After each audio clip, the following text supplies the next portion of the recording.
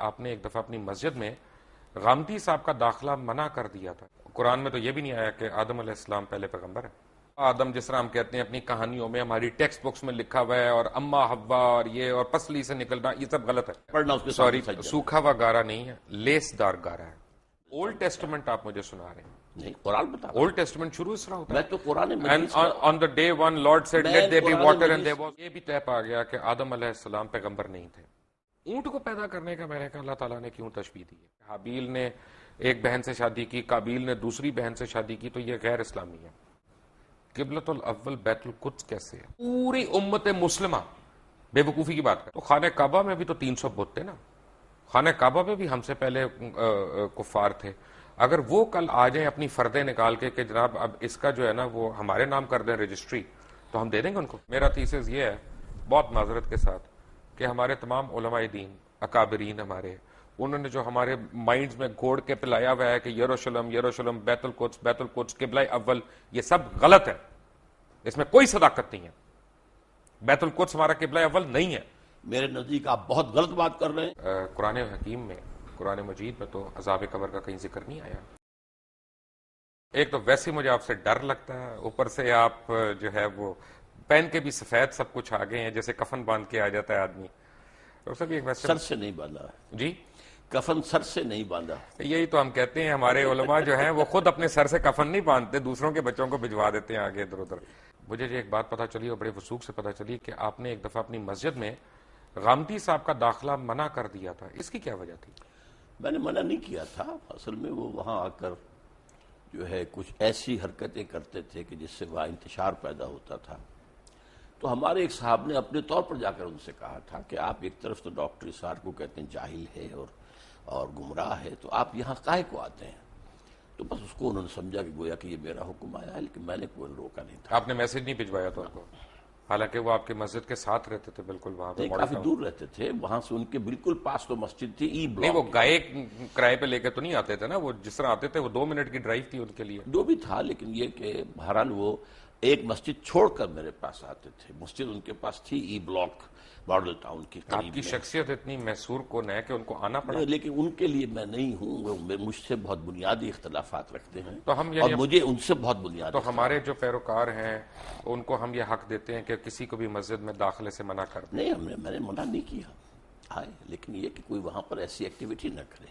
آدم علیہ السلام کے ہم سارے واقعات ہم نے سنے بھی ہیں, پڑھے بھی ہیں.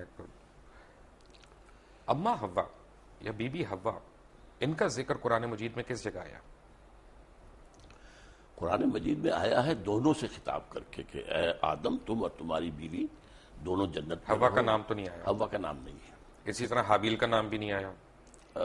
حابیل کا نام بھی نہیں ہے. 2 بھائیوں قابیل کا نام بھی نہیں ہے. لیکن یہ واقعہ ہے. اچھا, تو یہ واقعہ بھی نہیں آیا کہ ہم نے حوا کو آدم کی پسلی سے بنایا؟ یہ نہیں, قرآن میں نہیں ہے. یہ ایک حدیث میں یہ بات الفاظ. قرآن مجید جو انسانیت کو شروع ہونے کا بتا رہا ہے اس میں یہ کوئی واقعات نہیں ہے. قرآن میں تو یہ بھی نہیں آیا کہ آدم علیہ السلام پہلے پیغمبر ہے. نہیں, قرآن مجید میں آیا نا کہ جب ان سے کہا ان کا پیغمبری کا نہیں آیا. نہیں, اتر جاؤ. نہیں, اما یاتینکم منی ھدی, جب جب میری طرف سے ہدایت تمہیں آئے گی. گویا کہ اس کے پہلے سے اعلان تھا کہ ہدایت آتی رہے گی, اور وہی ہدایت وہی کی ہدایت ہے جس کو وہ ہدایت آتی تھی وہ نبی ہوتا تھا. اصل میں قرآن مجید جہاں تک ہماری اور ویسے بھی قرآن مجید میں ایک مقام پر ان اللہ اصطفیٰ آدم و نوحا وآل ابراہیم وآل عمران علی العالمین, تو جہاں انبیاء کا ذکر ہے ان میں سب سے پہلے حضرت آدم کا ذکر ہے سورہ آل عمران میں. بڑی اچھی بات ہے ڈاکٹر صاحب. یہ دیکھیں نا, اصل میں جو میں نے جو آج تھوڑا سا پڑھ رہا تھا, کچھ پہلے بھی ہم نے پڑھا, تو آدم جو مجھے نظر آیا اس میں قرآن مجید میں, کیونکہ میں نے آپ کو عرض کیا تھا پہلے تھوڑی سی میں نے بھی صرف پڑھی ہے, تھوڑی سی نحو پڑھی ہے, کوشش کی ہے. میں طالب علم ہوں, میں اگر میں سے گستاخی ہو جائے تو پلیز مائنڈ نہ کریے گا. آدم جو ہے وہ بنی آدم کا ذکر ہے قرآن مجید میں, وہ ایک شخص کا تو نہیں ہے. مثلا میں آپ کو ایک آیت دکھاؤں, پڑھ کے سناؤں. نہیں, لیکن بہت سی جگہوں پر آدم ایک کی حیثیت سے. اصل میں یا آدم اسکن انت وزوجک الجنہ, اے آدم تم اور تمہاری بیوی رہو جنت کے اندر. تو یہاں بنی کہاں ہے؟ وَلَقَدْ خَلَقْنَا, یہ آیت آپ سورہ اعراف کی پڑھ رہے ہیں. جی بالکل, ٹھیک ہے. تو یہ قرآن مجید میں مختلف تعبیرات ہیں. جی, صورناکم ثم قلنا للملائکۃ اسجدوا, اب اس سے اندازہ جو ہے یہ لگایا جا سکتا ہے کہ شاید پہلے ایک نوع جو ہے نوع آدم وہ پیدا ہوئی ہے، یعنی پوری ایک خلقت، ایک خلقت، ایک نوع، ایک آدمی نہیں، ایک سپیشیز، ایک آدمی نہیں، ان میں سے ایک آدمی چنا گیا ہے۔ یہ ہے در حقیقت اس آیت سے جو بات نکلی۔ تو جو ہمارے ذہن میں کانسیپٹس ہیں کہ آدم علیہ السلام، بابا آدم جس طرح ہم کہتے ہیں اپنی کہانیوں میں، ہماری ٹیکسٹ بکس میں لکھا ہوا ہے، اور اما حوا اور یہ اور پسلی سے نکلنا، یہ سب غلط ہے۔ پسلی سے نکلنے کا قرآن میں کہیں کوئی ذکر نہیں ہے، اور یہ غلط ہوا نا پھر۔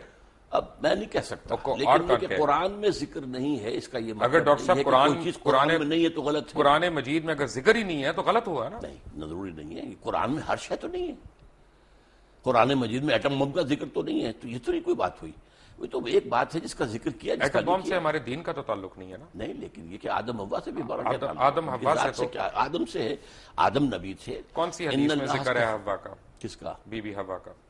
خیر میں احادیث پر میری کوئی زیادہ نگاہ نہیں ہے، لیکن یہ کہ قرآن مجید میں ان کی زوجہ کا ذکر ہے۔ کیا یہ صحیح نہیں ہے ڈاکٹر صاحب؟ کیونکہ آپ اف آئی میں کم ٹو یو اگین، آپ کے ذاتی سوال میں کر رہا ہوں، کیونکہ آپ کی بھی ٹیچنگز وہی ہیں جو بہت پہلے جب آپ جماعت اسلامی میں ہوتے تھے، اور جب آپ نے جماعت اسلامی چھوڑی تو وہ ہم کہتے ہیں نا کہ جماعت ایک ایسا کمبل ہے کہ بندہ چھوڑتا ہے کمبل، لیکن کمبل بندے کو نہیں چھوڑتا، تو وہ آپ کے اوپر آج تک وہ حاوی ہیں ٹیچنگز۔ اس سے بہتر تعبیر یہ ہے جس نے کہا تھا کہ جو لوگ جماعت سے نکل جاتے ہیں ان میں سے جماعت نہیں نکلتی، یہ ایک بہتر تعبیر ہے کہ جماعت کا ایک بنیادی اب سردیاں آ رہی ہیں تو کمبل کا ذکر بہتر ہے، جس نے بھی کہا، لیکن اصل میں بات یہ ہے کہ بائبل تو ہے نا لائبریری آف بکس، جی ٹھیک ہے نا، جیسے جوش بائبل جو ہے 39 بکس ہیں، اسی طرح پروٹیسٹنٹ بائبل بھی 39 اور 27 ہے، کیتھولک جو ہے وہ 46 بکس ہیں، لیکن ایک بک ہے بائبل کی، اس کا نام ہے بارنبس، جس کے اوپر جتنے جوش فرقے ہیں، کیونکہ ان میں بھی بہت فرقے ہیں، اور جتنے عیسائی، یا عیسائی نہیں کہنا چاہیے مجھے، ایک میرے ویور نے کہا تھا جی مسیح کہا کریں آپ ہمیں، مسیح برادران کے فرقے ہیں، وہ ساروں کا اس سے اختلاف ہے کہ یہ ہمارا بائبل ہے، کیونکہ اس بائبل کا مقدمہ جو ہے مولانا سید ابو العلا مودودی نے لکھا، اور انہوں نے اس کو پاکستان میں بھی انٹروڈیوس کیا، اور اس بائبل میں اس طرح کی بڑی کہانیاں، اور یہ جو ببلیکل سٹوریز ہیں ان کو آپ لوگوں نے اور خاص طور پہ جماعت کے اولین لیڈرز نے ہمارے مذہب کا حصہ بنا دیا۔ میں معافی چاہتا ہوں، پہلی بات تو آپ نے کہی کہ بائبل کی سٹوری ہے، برنباس کو انکلوڈ نہیں کرتے، یہ بائبل میں کوئی نہیں کرتا، وہ نہیں کرتے، نہیں، اس لیے ہم نے تو مقدمہ لکھ دیا ان کا۔ نہیں، وہ دوسری بات ہے، سوال پہلے یہ ہے کہ جو لوگ بائبل کے ماننے والے ہیں وہ بائبل میں برنباس کو انکلوڈ نہیں کرتے، اس کا یہ مطلب نہیں کہ برنباس درست نہیں ہے، برنباس اس لیے کہ 104 بائبلز تھیں، گاسپلز، ٹھیک ہے، جن میں سے چن کر 4 کو جو ہے کینونیکل قرار دیا گیا ہے، 100 bibles are there which are not canonical، apocryphal کہلاتی ہیں، وہ ان میں سے ایک برنبا بھی ہے۔ جو قرآن مجید کی میں نے آپ کو آیت کوٹ کی، اس میں تو لکھا ہے خلقناکم، کم تو پلورل ہے، تو اس کا تو مطلب ہے کہ ایک فرد واحد نہیں پیدا کیا گیا، ایک ساتھ پتہ نہیں کتنے لوگ پیدا کیے گئے، پتہ کتنے لوگ، کن فیکون تھا نا۔ میں نے عرض کیا نا ایک species, homo sapiens species which are an animal, اس میں سے ایک کو سلیکٹ کیا گیا اور اس میں اللہ نے روح پھونکی، and he became Adam, he was a person, وَلَقَدْ خَلَقْنَاكُمْ ثُمَّ صَوَّرْنَاكُمْ ثُمَّ قُلْنَا لِآدَمَ یہ تو سارا قُلْنَا لِلْمَلَائِكَةِ اسْجُدُوا لِآدَمَ، اب آدم کا لفظ آیا، پہلے جو ہے جمع کا صیغہ، آدم جس طرح انسان کا لفظ قرآن میں آیا کہ انسان ایک فرد واحد بھی ہے اور انسان پوری انسانیت بھی ہے، الانسان بن جائے گا وہ، لیکن یہ کہ یہ اس میں تو انسانن ہوگا تو ایک انسان، الانسان تو سارے انسان، یا کوئی خاص معین، یہی آدم کے لیے بھی ہے۔ سو وی کین ریسٹ ایشورڈ کہ یہ جو ببلیکل سٹوریز ہم پڑھ رہے ہیں یہ ان میں صداقت نہیں ہے، ہم نہیں کہہ سکتے، اصل میں ان چیزوں کی انٹرپریٹیشن کے اندر اختلاف ہو سکتا ہے، لیکن یہ ہے کہ آدم جو ہیں وہ سلیکٹ کیے گئے، 2 مرتبہ قرآن میں آیا ہے کہ فرشتوں سے میں نے کہہ دیا تھا کہ میں ایک بشر بنانے چلا ہوں، انی خالق بشرا من صلصال من حمأ مسنون فاذا سویتہ ونفخت فیہ من روحی فقعوا لہ ساجدین، میں ایک بشر بنانے چلا ہوں جو مٹی سے، جو سوکھا ہوا گارا ہے، اس سے جب میں اس کی تکمیل کر لوں اور اس کی نوک پلک سوار دوں اور پھر میں اس میں اپنی روح میں سے پھونک دوں تو پھر پڑھنا اس کے سامنے سجدہ۔ سوکھا ہوا گارا نہیں ہے، لیس دار گارا ہے، لیس دار بھی کہا، سوکھا نہیں کہا۔ دیکھیے الفاظ کئی آئے ہیں، تراب بھی آیا، صرف مٹی کو کہتے ہیں، تین کہتے ہیں گارے کو، تین لازم وہ ہے جو آپ کہہ رہے ہیں، وہ جو جس کے اندر لیس پیدا ہو جاتا ہے، پھر سال وہ سوکھ کر جو کھڑکنے لگے، من حمئ مسنون، کیونکہ اللہ تعالیٰ نے یہ بھی فرمایا نا ہیں کہ سب کی شکلیں اللہ تعالیٰ نے مختلف کی، سب کی بولیاں مختلف کی، سب کے اعداد و اطوار مختلف کیے، تو یہ تو نہیں ہو سکتا نا کہ میرا بیٹا جو ہے وہ بالکل مختلف شکل کا ہو، مختلف آپ کا بیٹا تو نہیں، لیکن آپ کا پڑ پوتا سکڑ بوتا ہو سکتا نہیں، یہ لیکن جس طرح کی ریسز بنی ہیں، چائنیز بھی ہیں، جاپنیز بھی ہیں، by the passage of time, by the passage of time climatic effect ہوئے ہیں، مختلف علاقوں کے اثرات ہوئے ہیں، اس سے یہ ہے کہ شکلیں بدلی، رنگ بدلے۔ انسان کو چھوڑ دیں ایک سیکنڈ کے لیے، اچھا، جانور کیسے آئے؟ جی جانور تخلیق سے آئے، تخلیق سے آئے نا؟ کیا ہر جانور پسلی سے نکالا گیا؟ نہیں، پسلی سے تو میں نے اس بات کو بھی نہیں مانا۔ کیا ہر مچھلی پسلی سے نکالی گئی اس کی مادہ؟ نہیں نہیں، بالکل نہیں۔ تو یعنی اس کا مطلب یہ ہے اللہ ڈاکٹر تعالیٰ کی صاحب، تخلیق کا عمل تھا اور اس کے بارے میں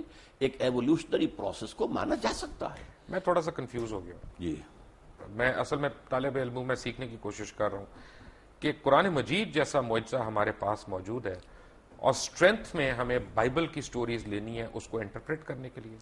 بائبل کی سٹوریز کون لیتا ہے؟ قرآن مجید کی ہم کہہ رہے ہیں نا کہ اس کو آؤٹ رائٹلی ہم ریجیکٹ نہیں کر جی، سکتے، ہم آپ نے کہا نا کہ اس کو آؤٹ رائٹلی ریجیکٹ نہیں کر اگر سکتے۔ وہ قرآن کے بیان میں فٹ بیٹھ رہی ہو تو میں نے تو قرآن کا بیان آپ کو سنایا ہے کہ میں جب اس انسان کو تیار کر لوں اور اس میں اپنی روح میں سے پھونک دوں تب گر پڑنا اس کے سامنے سجدے میں۔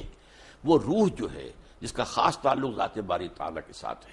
اچھا، جب یہ سجدے میں گرے تو ملائکہ سارے، جن کا سردار اس وقت ابلیس تھا، تو وہ فرشتہ نہیں تھا، نہیں جن تھا، جن لیکن سردار تو تھا، کان من الجن، سردار بھی ٹھیک ہے، نہیں تھا، لیکن اس وقت اشرف المخلوقات تو تھا۔ اس کو یہ کہا جا سکتا ہے کہ وہ اپنی عبادت اور ریاضت اور علم میں نمایاں ہو گیا تھا۔ ابلیس نے سجدے سے انکار کر دیا، جی، تو اگر یعنی ٹیکنیکلی میں دیکھوں تو ابلیس شرک سے انکار کر رہا تھا۔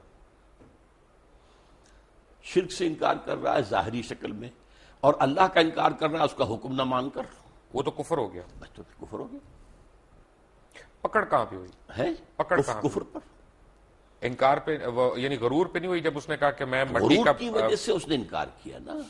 اس کے اندر جو ہے ابا واستکبر وکان من الکافرین، اس نے استکبار کیا، اس نے صاف کہا خلقتنی من نار وخلقتہ من طین، بالکل صحیح، خدا تو نے مجھے تو بنایا ہے آگ سے، اس کو بنایا اس کو بنایا مٹی سے، وہ بھی لیسدار مٹی سے، تو طے یہ پایا۔ لیس دار کا لفظ دوبارہ آپ لے آئے، میں نے لے آپ کو آیا، بتایا تھا میں کہ لے وہ آیا۔ ایک لفظ ہے، تراب بھی ہے جس کے معنی صرف مٹی ہیں، تین بھی ہے جس کے معنی گارا ہیں، تین لازم کے وہ معنی ہیں جو آپ کر رہے ہیں۔ تراب ہے، ثم قال لہو کن فیکون۔ ہاں تو لیکن تراب صرف مٹی کو کہتے ہیں، یہ لیسدار ویسدار کہاں سے لے آیا آپ اس میں؟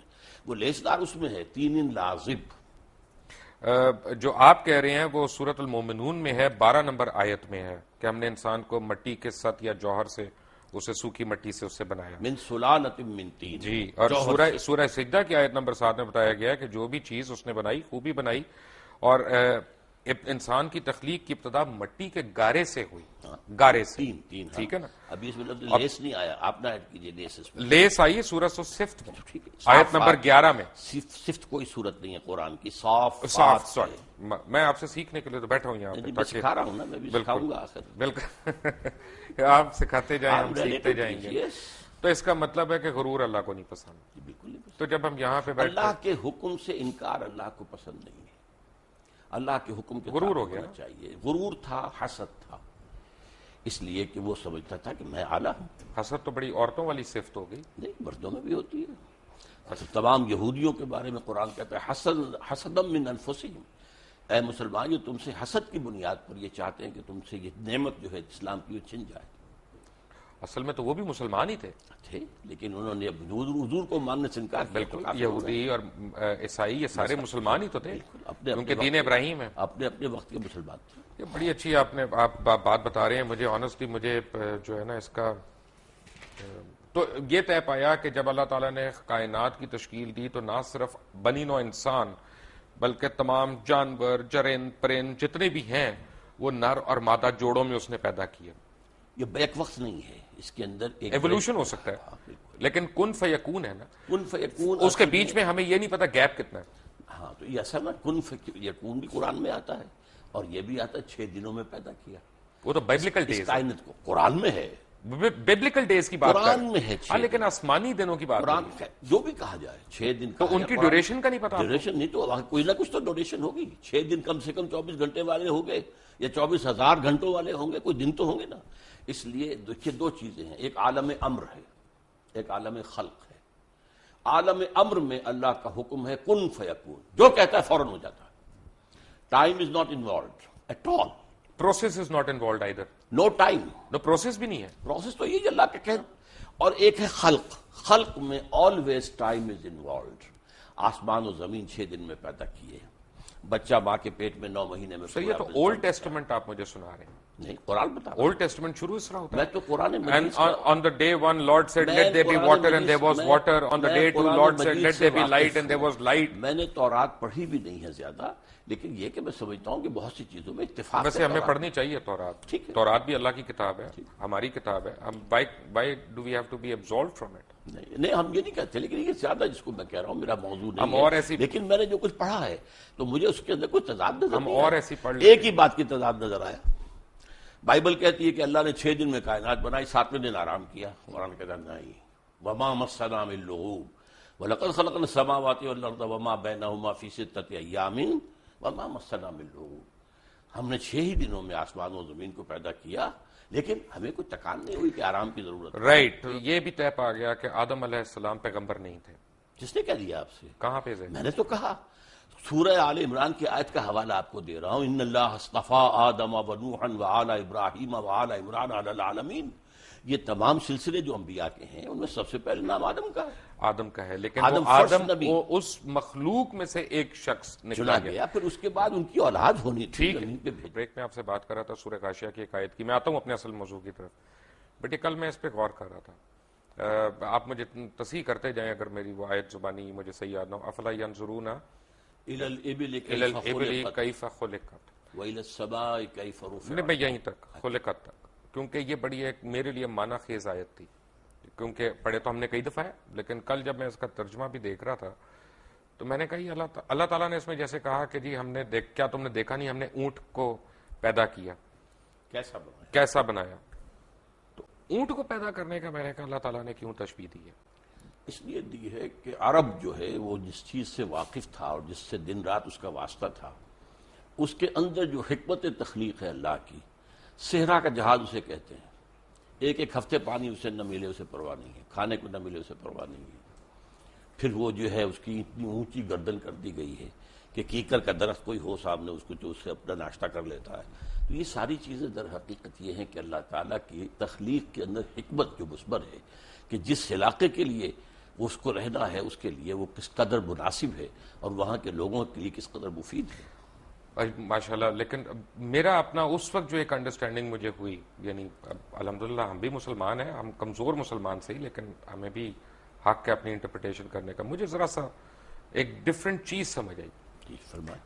क्यों मैंने ये सोचा कि ऊंट खाता क्या, तो ऊंट वही कांटे भी खाता है, घास भी खाता है, नबातात खाता है। गाय क्या खाती है? गाय भी सब कुछ वही खाती है जो ऊंट खाता है। बेसिकली तो घास फूस और ये पत्ते वत्ते अपना इसी तरह की चीज। तो उस मुनासिबत से ऊंट को तो जंगल में रहना चाहिए, या जिस वक्त वो नखलिस्तान में आए वो वहीं पे बैठ जाए और वो आगे जाए ना। लेकिन मुझे ये लगा कि अल्लाह ताला हमें ये बता रहा है कि देखो ऊंट जैसे हुजम वाले जानवर को, जिसमें इतनी ताकत भी है, दानाई भी है, और वो यानी वो जीरक किस्म का जानवर है, वो कोई मासूम सा खोता जानवर नहीं है बेसिकली। वो भी अपनी खोता मर्जी भी जीरक होता है जी, अपनी मर्जी से जिंदगी नहीं गुजार सकता। ऊंट को भी वो करना जो हम उसको कह रहे हैं, हालांकि अल्लाह ने उसके लिए तय किया और अल्लाह ने उसको उसके माहौल के मुताबिक बॉडी दी है, उसकी फिजियोलॉजी ऐसी दी है कि जो उस माहौल के अंदर, उसको पांव ऐसे दिए हैं जो रेत में धंसते नहीं है, इतने चौड़े। इस नहीं, मैं उसकी ग़िज़ा के एतबार से कहता, दूध भी देना है, मैमल है ना बेसिकली एक किस्म, जिसकी कुर्बानी भी जायज है। गाय में और ऊंट में इनकी ग़िज़ा में फर्क कोई नहीं, लेकिन उनके रहन सहन नहीं, वो तो एक्लेमेटाइज होके होता है ना, जो है वो नबातात कांटा नहीं खाएगी, नबातात ही है ना, वो तो सेलुलोज वही बनता है ना, जाके उसके पेट में जाके वही सेलुलोज बनता है। आप तो माशाल्लाह मेडिकल डॉक्टर भी हैं। तो मेरे और आपके पेट में ही बनता है। राइट डॉक्टर साहब, मेरे पेट में तो पता नहीं क्या क्या बनता है, उसके बाद दवाइयां खानी पड़ती हैं। तो अच्छा, तो तय ये पाया کہ یہ سورہ مائدہ کی ایک آیت میں نے نکالی ہوئی، اور یہ میں اس کا ترجمہ پڑھ دوں اپنے ناظرین کے لیے کہ ان پر آدم کے 2 بیٹوں کی پیش گوئی، یعنی جو اللہ تعالیٰ نے آدم علیہ السلام کے 2 بیٹوں کی پیش گوئی کی، ان کا نام نہیں آیا، حابیل اور قابیل نام نہیں آیا۔ پیش گوئی کا لفظ نہیں، پیش گوئی نہیں، یہ وہ تو اس نے تشریح اوپر لکھی تو میں اس کا پہلے پڑھ گیا تھا، یعنی جو حابیل اور قابیل کا نام نہیں آیا، ٹھیک ہے نا، کہیں پہ 2 بیٹوں کا ان کا بتایا گیا۔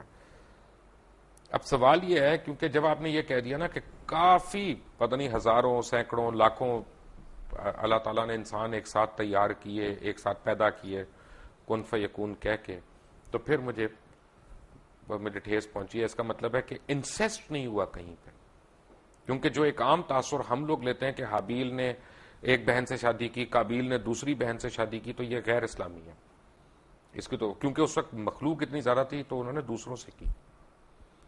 پہلی بات تو یہ ہے کہ یہ بات قرآن میں نہیں ہے، البتہ احادیث میں ہے، اور ظاہر بات ہے کہ یہ انسیسٹ کب جا کے حرام قرار دیا گیا، اور جب تک حرام نہیں قرار دیا گیا اس وقت تک اللہ کی طرف سے جائز تھا تو ٹھیک تھا۔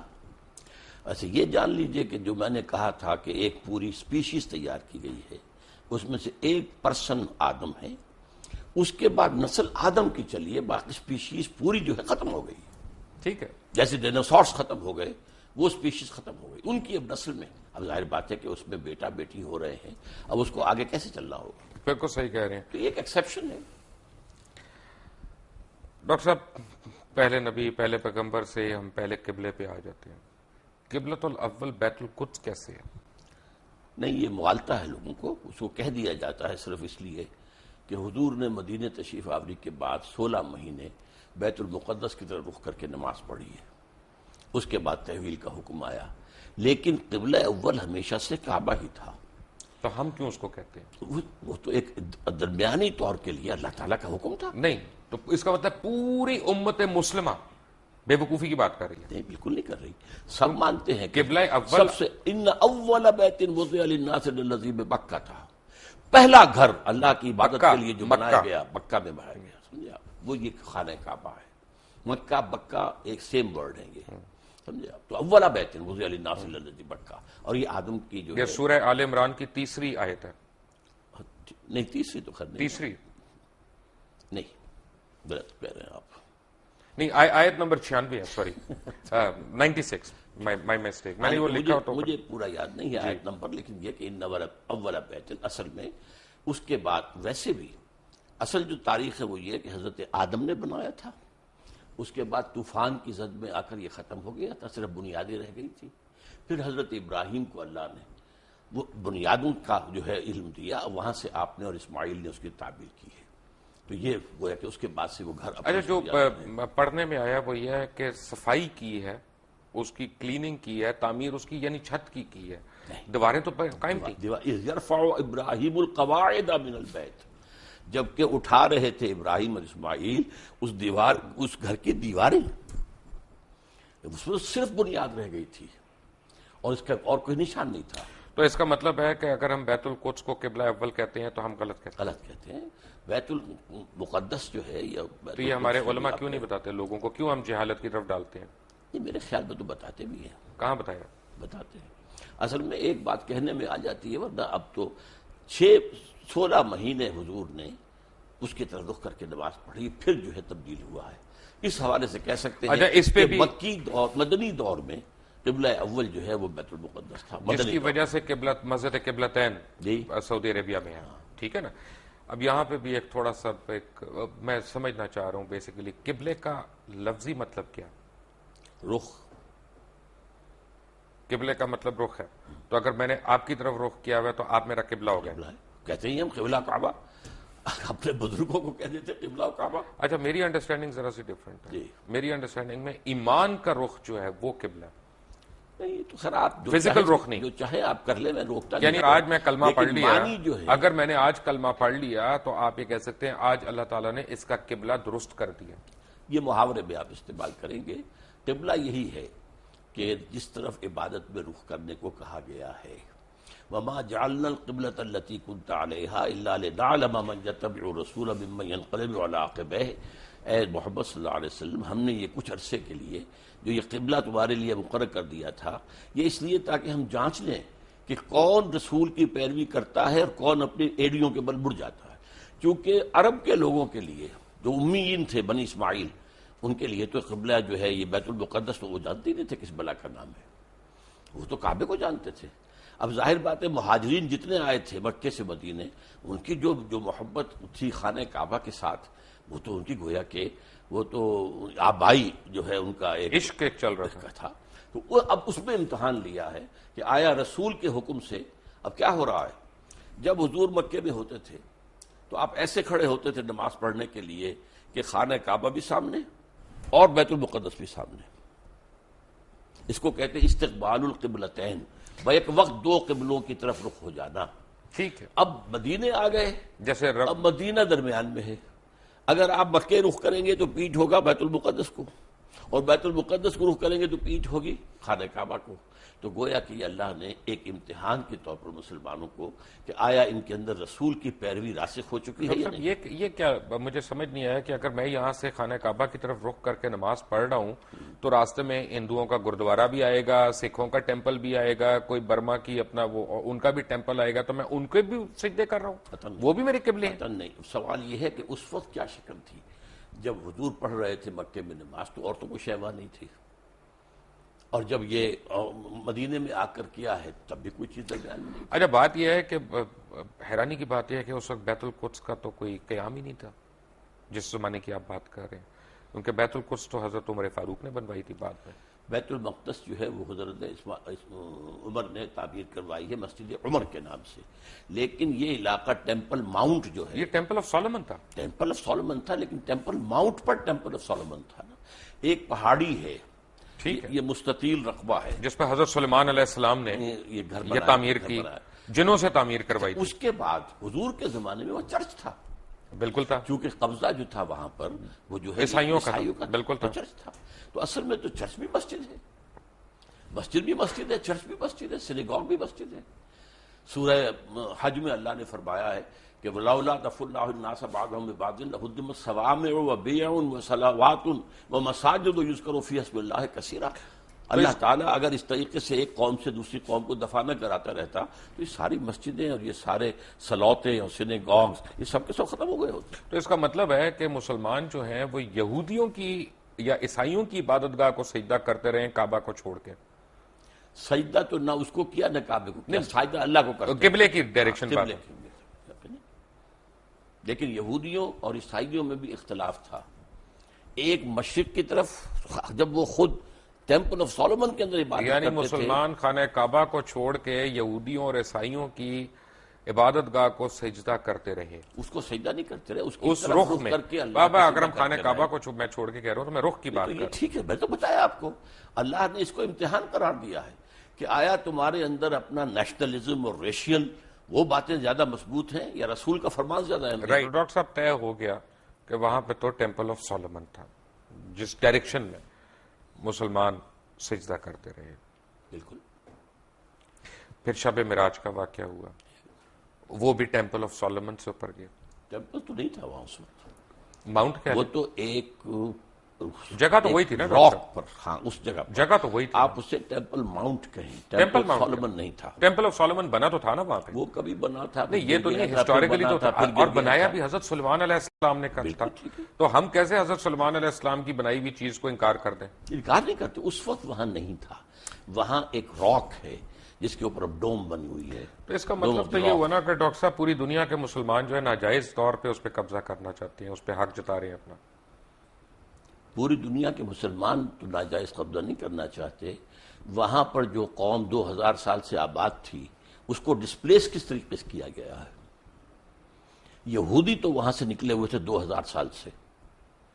وٹ کلیم ڈڈ دے ہیو, جس کو قائد اعظم نے کہا کہ انلیجیٹیمیٹ چائلڈ آف دی ویسٹ, اور اقبال نے کہا کہ ہے ارض فلسطین پہ یہودی کا اگر حق, ہسپانیہ پہ حق نہیں کیوں اہل عرب کا. ایسے میں کہتا ہوں ہوتا ہے شب و روز تماشا میرے آگے کہ علماء دین بھی آج علامہ اقبال اور قائد اعظم کو کوٹ کرنے پہ آ گئے, جن کا اس وقت آپس میں بالکل کلیش تھا, سیریس کلیش تھا.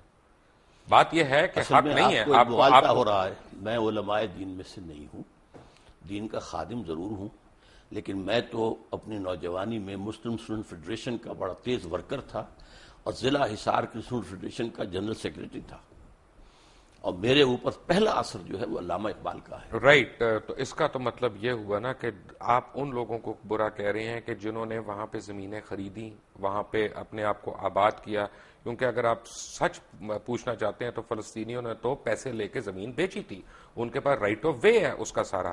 آپ کس طرح ان کو ڈسپلیسمنٹ کی بات کر رہے ہیں؟ رائٹ آف وے نہیں تھا ان کا، اس لیے کہ جب ہینڈ اوور کیا ہے یروشلم عیسائیوں نے حضرت عمر کو، تو جو انہوں نے ڈکٹیٹ کرائیں گی ٹرمز، ان میں سے ایک یہ تھی کہ آپ یہاں یہودیوں کو آباد نہیں ہونے دیں گے. یہ ایک معاہدہ تھا حضرت عمر کا اور اس وقت کے عیسائیوں کا. حضرت عمر نے رعایت یہ برتوائی تھی کہ ٹھیک ہے یہودی یہاں آ سکتے ہیں to visit their holy places, لیکن یہاں وہ کوئی زمین نہیں خریدیں گے، کوئی مکان نہیں خریدیں گے، جائیداد نہیں خریدیں گے، سیٹل نہیں کریں گے. اچھا یہاں پہ پتہ ہے، فرض کریں آج ہم ایک مناظرہ کرتے ہیں اسرائیل والوں سے اور ان سے کہتے ہیں کہ جی یہ تم ہمیں دے دو یروشلم، کیونکہ ہمارا اس پہ رائٹ ہے، حضرت عمر فاروق کا بھی اس پہ معاہدہ ہوا تھا اور وہ ہمیں دے دیتے ہیں کہ جی ہم تم سے پہلے تھے یہاں پہ، ٹھیک ہے. تو خانہ کعبہ میں بھی تو 300 بت تھے نا، خانہ کعبہ میں بھی ہم سے پہلے کفار تھے. اگر وہ کل آ جائیں اپنی فردیں نکال کے کہ جناب اب اس کا جو ہے نا وہ ہمارے نام کر دیں رجسٹری، تو ہم دے دیں گے ان کو. یہ آپ ایک ایسی بات کر رہے ہیں جس کا کوئی امکان نہیں. وہ سب کے سب اسلام لے آئے تھے، ان کے باقیات تو کوئی ہے ہی نہیں. وہ لوگ جو تھے مشرکین مکہ کہاں رہ گئے؟ ہم نے بھی تو ڈسپلیس کیا نا. نہیں، کہاں ڈسپلیس کیا؟ ڈسپلیس وہی کے وہی مدینہ تو شہر ہی یہودیوں کا تھا. یہودیوں کو ڈسپلیس کیا کیوں کیا؟ انہوں نے معاہدوں کی خلاف ورزی کی. ہم نے ان کو ڈسپلیس کیا پہلے، اگر 1400 سال کے بعد انہوں نے ہمیں ڈسپلیس کر دیا تو کون سی برائی ہوئی؟ انہوں نے معاہدوں کی خلاف ورزی کی، اس کی سزا کے طور پر انہیں ڈسپلیس کیا گیا. حضور صلی اللہ علیہ وسلم نے مدینے جاتے ہی پہلے 6 مہینے میں جو کام کیے ہیں آپ نے، 6 months اور 3 کام کیے. نمبر 1 مسجد نبوی کی تعمیر، نمبر 2 یہودیوں کے ساتھ معاہدہ کر کے جکڑ لیا کہ اگر ہم پر حملہ ہوگا مدینے پر تو جوائنٹ ڈیفنس کریں گے ہم مل کر، اور نمبر 3 مہاجرین اور انصار کے آپس میں مواخات. یہ 3 کام. لیکن اس کے بعد یہودیوں نے آنر کیا اور مسلمانوں نے آنر نہیں کیا. جب اپنا کروسیڈ شروع ہوئی ہے، یروشلم کے اوپر عیسائیوں نے حملہ کیا تو انہوں نے مسلمانوں سے زیادہ تعداد میں یہودیوں کو قتل کیا. عیسائیوں نے مارا نا، عیسائیوں نے مارا. آپ نے ان کو سپورٹ نہیں کیا، آپ نے یہودیوں کی ایگزٹ کلوز وہاں پہ لے لی اپنے. آپ نے خود بیان کی تھی نا کہ آپ نے ڈسپلیس کیا انہیں. ہم نے ڈسپلیس کیا. کیوں کیا؟ کس لیے کیا کہ انہوں نے خلاف ورزی کی. کوئی خلاف ورزی نہیں کی. اب آپ کی تو ڈاکٹر صاحب یہ تو مجھے بتائیں نا کون کیا تھا اس کی خلاف ورزی کی. معاہدے تو ہم نے بھی کئی خلاف ورزیاں کی ہیں. اب یہ تو خیر زرداری صاحب. عبداللہ بن ابی تو مسلمان تھا، عبداللہ بن ابی یہودی تو نہیں تھا. تو اسے کیا کہا ہے؟ نہیں، اس نے کافی منافق نہیں تھا، منافقوں کا سردار نہیں تھا. لیکن اس کو کیا کیا؟ ہم سے بڑا منافق کون ہے دنیا میں؟ ہے، لیکن یہ کہ اس کو کیا کیا حضور نے؟ قتل کیا، اس کو مارا نہیں. اس کی نماز جنازہ نہیں پڑھائی. پڑھائی کون کہتا نہیں پڑھائی؟ اللہ تعالیٰ کا پھر حکم، اللہ تعالیٰ نے پھر کہا کہ یہ اچھا نہیں کیا، بعد میں کہا. ٹھیک ہے، اسی لیے تو آپ سے میں پوچھ رہا ہوں. ہاں، اسی لیے تو آپ سے میں پوچھ رہا ہوں. پوچھنے کے رکھیے پھر. لیکن اس کا مطلب ہے کہ ہمارا رائٹ تو کوئی نہیں ہوا نا بیت القدس پہ. بیت القدس پر یہ اخلاقی رائٹ ہے نا. وہاں کے لوگ ہیں، ان کا رائٹ ہے، ان کو جو ہے وہاں سے ڈسپلیس کیا گیا ہے، زیادتی کی گئی ہے. اس حوالے سے تو یہ تو آپ ایک ہیومنٹیرین بیسس پہ کہہ رہے ہیں نا، انسانی حقوق کے اوپر کہہ رہے ہیں. یہ جو اب یہودیوں نے اپنا پورا زور لگایا تھا، آپ معلوم ہوگا سلطان عبدالحمید خان وہ بہت زیادہ مقروض تھا، بہت مقروض تھا، اور یہودیوں نے آفر کی تھی کہ آپ سارا قرضہ آپ کا ادا کر دیتے ہیں، آپ ہمیں وہاں آباد ہونے کی اجازت دے دیں. انہوں نے انکار کر دیا کہ جو معاہدہ عمر سے ہوا تھا رضی اللہ تعالیٰ عنہ، میں اس کے خلاف. لیکن اس کے بعد فلسطینیوں نے اپنی زمین بیچی وہاں پہ. تو یہ کہ جب وہاں پر بالفور ڈکلیریشن کے ذریعے سے انہیں حق دیا گیا ہے تب وہ آئے ہیں نا وہاں. بھائی وہ اور بیچی فری تو نہیں آئے، وہ یہاں پہ ایسے تو نہیں کہ ایم این اے نے قبضہ کر لیا پلاٹ کے اوپر. نہیں ڈاکٹر صاحب، انہوں نے پیسے دیے، ان کے پاس فردیں موجود ہیں. کیا باتیں کر رہے ہیں؟ ملکیت ہے ان کے پاس. پرانے لے کر نکل آئے اپنے پاس 2500 پرانے ڈاکومنٹس کی، یہ تو ہماری جگہ تھی. کون ان کو روکنے والا تھا وہاں پر؟ یہ ضرور ہے، یہ بھی کیا ہے شروع میں جو آپ کہہ رہے ہیں کہ ایک شخص سے کہا گیا کہ آپ کا مکان کیا ہے، چلیں اس کا مطلب ہے 3 لاکھ دیتے ہیں. اس کا مطلب ہے کہ ہمارا اخلاقی سٹینڈ ہے، دینی سٹینڈ کوئی نہیں ہے فلسطین پہ، یروشلم پہ.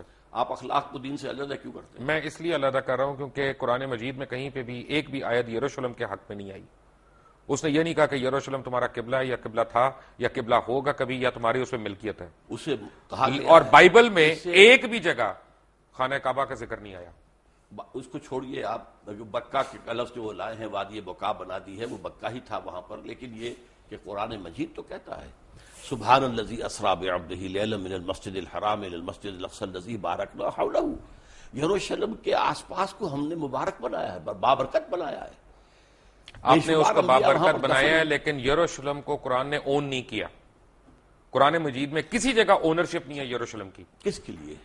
آپ کے لیے. اونرشپ تو ہوتی ہے جو لوگ وہاں پہ آباد ہوں ان کی ہوتی ہے. نہیں تو قرآن جو وہاں پر آباد تھے ان کا دیکھنا حق تھا، ان کے چھیننے کا حق. ڈاکٹر صاحب مسلمان ہیں ہم تو جغرافیکل باؤنڈری سے بلیو ہی نہیں کرتے، ہم تو امت مسلمہ میں بلیو کرتے ہیں. تو اس لیے کہ مطلب یہ ہم کھول دیں کھلا، جو چاہے ہمارے یہاں کے قبضہ کر لیں. آپ کا ہے ہی نہیں. How can you make rules in a place جو آپ کی ہے ہی نہیں. اب آپ کہیں کہ میں اپنے گھر میں اگر میں کسی کو، یہ آصف صاحب بیٹھے ہیں، میں کہہ رہے ہیں نا، آپ جائیے اس کو 1918 کے بالفور ڈکلیریشن سے لیجئے، اس کے بعد جو ہے 1948 میں اسرائیل قائم ہوا، اس کو ڈاکٹر صاحب میرا تھیسس ڈفرنٹ ہے. ڈاکٹر صاحب میرا تھیسس ڈفرنٹ ہے. میرا تھیسس یہ ہے بہت معذرت کے ساتھ کہ ہمارے تمام علماء دین اکابرین ہمارے، انہوں نے جو ہمارے مائنڈز میں گھوڑ کے پلایا ہوا ہے کہ یروشلم بیت القدس قبلہ اول، یہ سب غلط ہے. اس میں کوئی صداقت نہیں ہے. بیت القدس ہمارا قبلہ اول نہیں ہے. میرے نزدیک آپ بہت غلط بات کر رہے ہیں. ڈاکٹر صاحب میری عرض سن لیں. یقیناً میں نے آپ سے کہا ہے ایک عرصے کے لیے وہ بیت المقدس ہمارا قبلہ رہا ہے. نہیں مدنی دور میں کہہ رہا ہوں خانہ کعبہ قبلہ اول تھا، اس کے بعد وہاں پہ آپ کی ڈائریکشن چینج ہو گئی، وہ قبلہ دوم ہوا. اس عرصے میں قبلہ دوم ہوا، لیکن مدنی دور میں قبلہ اول وہ ہے. اچھا اب میں لیٹ می ریفریز اٹ کیونکہ یہ ایسی بات ہے کہ کوئی میرے سے ناراض نہ ہو یا آپ سے ناراض نہ ہو. بات یہ ہے کہ دین ابراہیم ہے، ہم تو دین ابراہیم کو فالو کر رہے ہیں نا. بیسیکلی ہماری تو درود ابراہیم ہی ہم پڑھتے ہیں اپنی نماز میں، وہی ہم پڑھتے ہیں. تو بیسیکلی تو اسلام حضرت ابراہیم علیہ السلام لے کے آئے. وہاں انہوں نے پہلی اذان دی، وہاں انہوں نے پہلا طواف کیا، جس کا جواب ہم دیتے ہیں حج پہ جاتے ہوئے کہ لبیک لا شریک لبیک. یہ حضرت ابراہیم علیہ السلام کی اذان کا جواب ہے نا. تو بیسیکلی تو اسلام تب شروع ہو گیا تھا. دین کا لانے والے حضرت آدم ہیں، ٹھیک ہے، اس کے بعد حضرت نوح ہیں، اس کے بعد حضرت ہود ہیں، حضرت صالح ہیں. یہ تو بشمار انبیاء ہیں.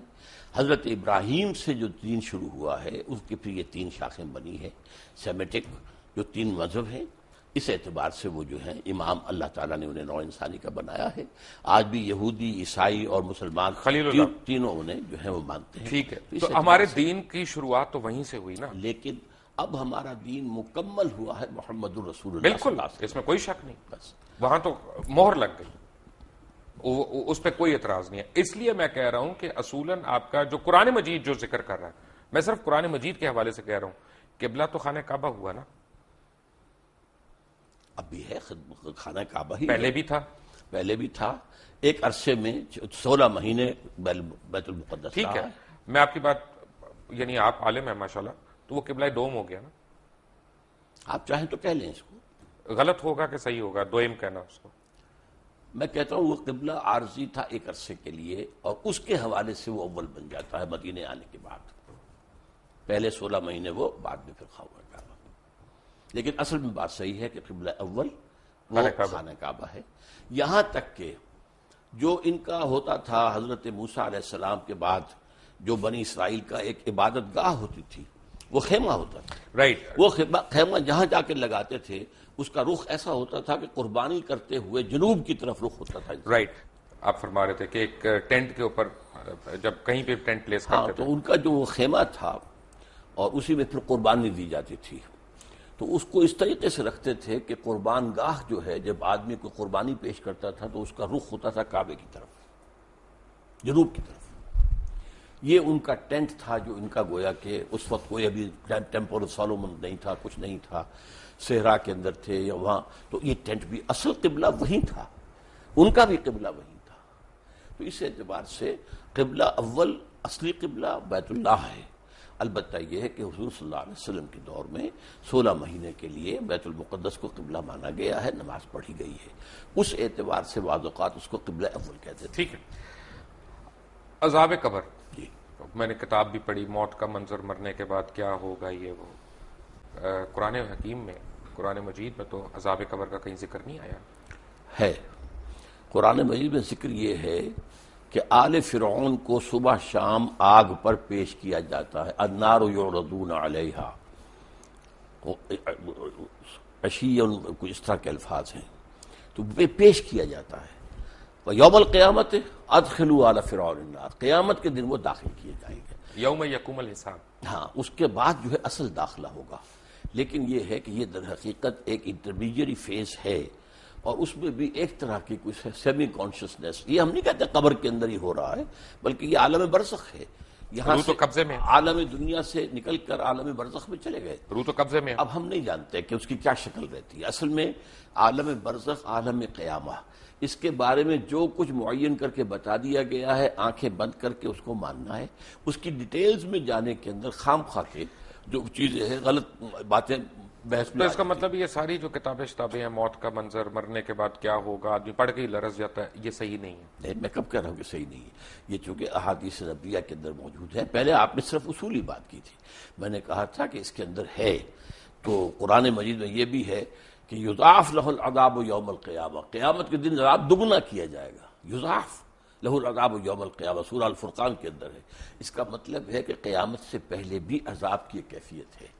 اس کو میں اس طرح بیان کیا کرتا ہوں کہ آپ اگر دیکھیں کسی شخص نے امتحان دیا ہے اور اب اسے معلوم ہے کہ میں جو کچھ کر کے آیا ہوں، تو رزلٹ ڈکلیئر نہیں ہو رہا، پہلے جان سوکھ رہی ہوتی ہے اس کی کہ جو بھی نتیجہ نکلنا مجھے تو معلوم ہے۔ اسی لیے کہا گیا قرآن مجید میں وجوہ یومئذ ناظرۃ الی ربہا ناظرہ ووجوہ یومئذ باسرۃ تظن ان یفعل بہا فاقرہ، بہت سے چہرے اس دن جو ہے تر و تازہ ہوں گے، اپنے رب کی رحمت کے امیدوار ہوں گے، بہت سے چہرے سوکھے ہوئے ہوں گے، انہیں اندیشہ ہوگا کہ اب ان کے ساتھ کمر توڑ دینے والا سلوک۔ لیکن یہ بھی ہوگا کہ کوئی کسی کو پہچانے گا نہیں، کوئی رشتہ کسی کو نہیں پہچانے گا، نہیں، کہا کس نے کہا ہے؟ پہچانیں گے لیکن کوئی کسی کی مدد کو نہیں آئے، اون نہیں کرے گا۔ کوئی مدد کے لیے نہیں، بلکہ یہ کہ سب کو اپنی پڑی ہوگی، نفسی نفسی۔ تو بیسیکلی تو قرآن مجید میں قیامت کے دن کا حساب ہے، تو قبر کے اوپر ہماری قیاس رہی ہیں کہ کیا کیا ہو سکتا ہے۔ اس کے بارے میں بتانا، یہ عالم برزخ، آپ لفظ قبر کہیں، اب ایک شخص ہے سمندر میں ڈوب کر وجہ بڑا، قبر تو نہیں ہے۔ میں لیٹ می ریفریز، کیونکہ میرے پاس الفاظ کم ہے اصل میں۔ عالم برزخ میں تو آپ کی روح قید ہے، جی، آپ کی روح جو ہے وہ عالم برزخ میں قید ہے، لیکن آپ کا جسم جو ہے وہ تو قبر کے اندر ہے۔ ہم نہیں کہہ سکتے عالم برزخ میں انسان ہے، اور وہ کس کیفیت میں وہ ہم نہیں جانتے۔ ویسے یہ کہ یہ معاملہ جو ہے، مرے تو یہ ہے کہ کفار جو ہیں وہ بھی زندہ ہیں، ان پر بھی جو ہے جیسے کہ حضور نے کھڑے ہو کر جس یعنی گڑھے کے اندر دفن کیا تھا کفار کے جو مرے ہوئے لوگ تھے، ان سے خطاب کیا، تو اس حوالے سے یہ ہے کہ وہ بھی ہیں، لیکن ان کے لیے کچھ اور ہے عالم برزخ، اہل ایمان کے لیے کچھ اور ہے۔ اچھا، یہ کمنگ بیک، میں اس کے پارٹ 2 میں آ رہا ہوں کہ ہم بنی اسماعیل کا بھی ذکر نہیں ہے کہیں پہ قرآن میں، بنی اسرائیل کا ہے، بارہا ہے۔ آل یعقوب کی جب ہم بات کرتے ہیں تو اس میں بنی اسماعیل کو الگ تو نہیں کیا ہوا۔ آل یعقوب میں تو ہے ہی نہیں نا، بنی اسماعیل نہیں ہے، آل یعقوب میں تو نہیں ہے نا، حضرت ابراہیم علیہ بیٹے السلام، اسماعیل ان سے اسحاق، ہے، اور اسحاق دوسرے بیٹے ہیں، جی، اور اسماعیل ان سے جو ہے وہ جو ہے یعقوب ہیں، اور یعقوب کے 12 بیٹے ہیں، وہ بنی اسرائیل بنے تو ہیں۔ بنی اسماعیل کا تو ذکر نہیں ہے۔ بنی اسماعیل نہیں ہے، لیکن یہ کہ اسماعیل کا ذکر تو بار بار قرآن میں آیا، بار بار آیا۔ نہیں، اسماعیل کا نہیں، میں بنی اسماعیل کی بات کر رہا ہوں، جیسا بنی اصل اسرائیل کا بنی ذکر ہے۔ اسماعیل کو پھر قرآن مجید نے ایک نام اور دیا ہے، امیین۔ امیین، امیین، ٹھیک ہے۔ تو جب ہم یہ درود شریف پڑھتے ہیں کہ کما بارکت علی ابراہیم وعلی آل ابراہیم انک حمید مجید، bless us like you've blessed Abraham and the children of Abraham، یہ children of Abraham کون ہے؟ یہ انبیاء ہے نا آخر۔ اگر حضرت اسماعیل بھی تھے، حضرت اسحاق بھی تھے، حضرت اسحاق یعقوب بھی تھے، یعقوب کے 12 بیٹے بھی تھے، پھر حضرت یوسف بھی تھے، پھر ایک اور جو ہے تیسری بیوی بھی تھی حضرت ابراہیم کی، وہ قطورہ، تو بنی قطورہ کے اندر بھی مدین جو ہیں، حضرت شعیب جہاں بھیجے گئے وہ ان کی اولاد میں سے، یہ سارا خاندان ہے ابراہیم کا، آل ابراہیم۔ تو بیسیکلی یہ بنی اسرائیل کی بات ہو رہی ہے۔ بنی اسرائیل بھی، بنی اسماعیل بھی، بنی قطورہ بھی۔ سو ہم جو دعا مانگ رہے ہیں وہ یہ ہے کہ ہمیں بنی اسرائیل والوں کے، ان کے اکابرین کی طرح ہمیں بھی بخش۔ بنی اسرائیل، پھر آپ بار بار اپنے الفاظ میرے منہ میں نہ لائیے، میں یہ کہہ رہا ہوں کہ بنی اسماعیل بھی، بنی اسرائیل بھی، بنی قطورہ بھی، وہ سب حضرت ابراہیم کی آل ہیں، اور ان کو بلیس کیا اللہ نے۔ حضرت بنی قطورہ کے اندر آپ کو معلوم ہے حضرت شعیب جیسے بڑے اتنی سمپل ڈسکرپشنز ہیں، جو آپ نے جیسے سمجھایا بڑی سمپل، یہ فرقے کہاں پہ بننا شروع ہوئے کس کی فرقے؟ اسلام میں؟ اسلام میں فرقہ جو ہے میرے نزدیک، ویسے تو یہ کہ بے شمار بنے ہوں گے، خوارج کا فرقہ تھا وہ ختم ہو گیا ہے تقریباً، اور مختلف لوگ آتے تھے وہ ختم ہوتے گئے ہیں. اب تو فرقہ اگر کہلا سکتے ہیں تو صرف دو ہیں، شیعہ اور سنی. باقی تمام مسالک ہیں، schools of law, schools of فقہ، ان میں کوئی وہ بڑی میجر جو ہے وہ ڈفرنس نہیں ہے، وہ سب کے سب اسلام کے اندر ہے. باقی یہ فرقے نہیں ہیں، یہ مسلک ہے. اچھا، اب یہ دونوں مجھے یہاں پہ بھی کنفیوژن ہے، کیونکہ جو میں نے پڑھا وہ یہ کہ امام ابو حنیفہ جو تھے وہ امام جعفر صادق کے اسٹوڈنٹ رہے ہیں، تو ان میں ڈفرنس کہاں پہ آیا؟ اصل میں امام جعفر صادق رحمۃ اللہ علیہ اور امام ابو حنیفہ یہ ہم عصر ہیں. حضرت امام جعفر جو ہیں وہ عمر میں بڑے تھے، حضرت ابو حنیفہ چھوٹے تھے. یہ معاملہ تو ہے، اور استفادہ بھی کیا ہے حضرت امام ابو حنیفہ نے امام جعفر صادق سے. لیکن بعض معاملات کے اندر مثلا بڑا خوبصورت واقعہ آتا ہے کہ امام ابو حنیفہ نے جا کر کہا کہ میں نے سنا ہے کہ آپ مجھ سے کوئی ناراض ہیں حضرت جعفر صادق سے رحمۃ اللہ علیہ. تو کہا ہاں میں نے سنا ہے کہ تم ہمارے نانا کی حدیث پر اپنی رائے کو ترجیح دیتے ہو. انہوں نے اس کے حضرت سلکن بالکل نہیں، قطعاً غلط آپ کو بتایا گیا ہے. اگر میں اپنی رائے کو ترجیح دیتا تو مسح میں پاؤں کے تلوے کے مسح کا حکم دیتا، اوپر کا نہیں. زیادہ خراب تو تلوہ ہوتا ہے، میں اس کا حکم نہیں دیتا، حدیث کے اندر جو آیا اس پر عمل کرتا ہوں. اگر میں اپنی رائے پر عمل کرتا تو رمضان کے روزے جو ہیں حائضہ عورت کے، ان کی جو ہے وہ قضا ہے، اور نماز کی نہیں. میں تو نماز کی قضا رکھتا کہ نماز پہلے ہے. تو اس حوالے سے انہوں نے کہا کہ نہیں، ان کے درمیان کوئی اختلاف نہیں تھا، بہت اچھے تعلقات تھے. پھر فرق ہونا شروع ہو گیا. اس کے بعد فرق ہوا ہے. اس کے بعد ظاہر وہ بات کن باتوں پہ؟ جی کن باتوں پہ؟ اصل میں اس کے تفاصیل میں جانا مشکل ہے میرے لیے، لیکن بہرحال یہ کہ ایک فقہ بھی رفتہ رفتہ مرتب ہوئی ہے جو کہ فقہ جعفری کہلاتی ہے. اور اس کے بعد یہ کہ کب سے پھر وہاں ایک معصوم امام کا تصور ہوا ہے، اب یہ ایک ریسرچ کی بات ہے، میں اس میں تفصیل میں نہیں جا سکتا. لیکن ایک فرق مجھے لگتا ہے بڑا، جی اور مجھے لگتا ہے کہ فقہ جعفریہ کو ہم پہ ایک ایج ہے، وہ ہے اجتہاد کی. وہ آج کے زمانے میں بھی اجتہاد کر رہے ہیں، جبکہ ہم سنی سنائی اس طرح سے روایات پہ آگے. آپ کی بات صحیح ہے، میں مانتا ہوں اس کو. انہوں نے انسٹیٹیوشن آف اجتہاد کو کھلا رکھا ہے. ہمارے ہاں یہ کوئی 400 سال سے 500 سال سے یہ بند ہے، تو اس سے بھی لیکن کوئی بہت بڑا فرق واقع نہیں ہوا ہے. کوئی فرق ہوتا ہے نا. اب تو ہمارے دیکھیں نا، امام ابن تیمیہ کے پاس ایک دفعہ اب بھی میں آپ سے عرض کرتا ہوں کہ فقہی لیول پر فقہ جعفری اور فقہ حنفی اور فقہ مالکی میں بہت زیادہ فرق نہیں ہے. فرق کیا؟ بہت کم فرق ہے. اب یہ کہ ایک ہاتھ چھوڑ کر نماز پڑھ رہے ہیں تو مالکی بھی ہاتھ چھوڑ کر پڑھ رہے ہیں. کسی نے یہاں ہاتھ باندھ لیا ہے نیچے ناف کے، اور کسی نے یہاں ہاتھ باندھ، کوئی فرق نہیں پڑتا. ساری تو ریکارڈڈ ہسٹری ہے ہماری پچھلے 1400-1500 سال کی. تو حجۃ الوداع پہ حضور اکرم صلی اللہ علیہ وسلم نے جس طرح نماز پڑھی، وہ ہم کیوں رائج الوقت نہیں کر سکتے؟ میرے نزدیک تو رائج الوقت وہی رہی ہے، اور حضور نے جس طرح کیا ہے وہی ہے. لیکن یہ کہ حضور کا معاملہ یہ معلوم ہوتا ہے کہ آپ بھی اس کے اندر کوئی تبدیلی کرتے رہتے تھے، اور میں سمجھتا ہوں کہ اس سے ایک وسعت پیدا ہوئی. ڈاکٹر صاحب، ایک میں بڑا سینسٹیو سوال پوچھنے لگا ہوں، اور میں ناظرین سے ریکویسٹ کروں گا کہ میری بات کو غلط نہ سمجھیں. میں اپنی علم کے لیے، کم علمی کا میں اعتراف کرتے ہوئے میں یہ سوال پوچھ رہا ہوں کہ ہم سارے احادیث کے ماننے والے ہیں، سنت کے ماننے والے ہیں، ورنہ مسلمان ہی نہیں کہلا سکتے. اگر کوئی بھی شخص کہے کہ میں سنت رسول کو نہیں مانتا یا احادیث کو نہیں مانتا تو وہ تو مسلمان ہی نہیں ہے. لیکن ہم حدیث جب پڑھتے ہیں تو اس میں ہم دیکھتے ہیں کہ کرونالوجیکل آرڈر نہیں ہے، کہ اگر حضور اکرم صلی اللہ علیہ وسلم نے ایک دفعہ پانی کھڑے ہو کے پیا، یہ نہیں پتا کون سے دن، کون سی تاریخ، کس وقت. اسی طرح انہوں نے پانی بیٹھ کے بھی پیا، کون سے دن، کون سی تاریخ، کون سے وقت. تو اس میں پرابلم یہ ہے کہ چند صحابہ جنہوں نے اس کے راوی ہیں، ادھر بھی کوئی صحابی راوی ہیں. اب میرے اور آپ کے اوپر ڈیپینڈ کرتا ہے ہم کس صحابی کی روایت کو لے رہے ہیں. جو اس کو صحابی کی روایت کے علاوہ یہ کہ صحابی سے جب روایت ہوتے تابعین، تبع تابعین تک ہوتے ہوئے محدثین تک آئی، تو کون سی چین زیادہ مضبوط ہے، بس. اور اس میں کوئی فرق نہیں. میں سمجھتا ہوں اس میں وسعت پیدا ہو گئی کہ معلوم ہوا کھڑے ہو کر بھی پیا جا سکتا ہے اور بیٹھ کر بھی پیا جا سکتا ہے. عام طور پر آپ بیٹھ کر پیتے تھے، لیکن کبھی ایسا بھی ہوا کہ آپ نے کھڑے ہو کے پیا، تو گویا کہ اس کا جواز ہے. کیونکہ کمنگ بیک ٹو عذاب قبر، 1 منٹ کے لیے اگر آپ اجازت دیں تو عذاب قبر کے اوپر میں واپس آؤں. میں نے جب قرآن مجید پڑھا، انسان کو پڑھتے رہنا چاہیے لیکن ہم ذرا کمزور لوگ ہیں، کبھی کبھی پڑھتے ہیں، تو جب پڑھتا جا رہا ہوں تو میں نے یہ دیکھا کہ اس میں کسی پیغمبر نے اپنی قوم کو عذاب قبر سے نہیں ڈرایا. جس نے بھی ڈرایا قیامت کے عذاب سے ڈرایا.